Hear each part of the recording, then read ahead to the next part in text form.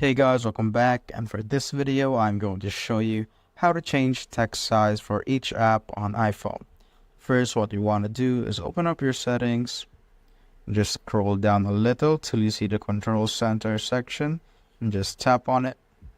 And here, when you scroll down again on the more controls, you will see the text size at the bottom, and just click on the plus button to add it to the included controls. And if you scroll down or swipe down to the control center, you will see it right there.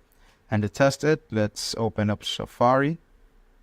Once we're here, just swipe down to the control center and tap on the text size shortcut right there, and just pick on the Safari only option here at the bottom, so it will only change the text size on Safari and not all of the other apps. So 100% is the default, and if you want to make it bigger, just swipe up. And if you want to make it smaller, swipe down. So let's say I want to make it like 160%. And if we go back right here, all of the texts are at large. And if we go back on other apps, let's say notes, the texts are still the same.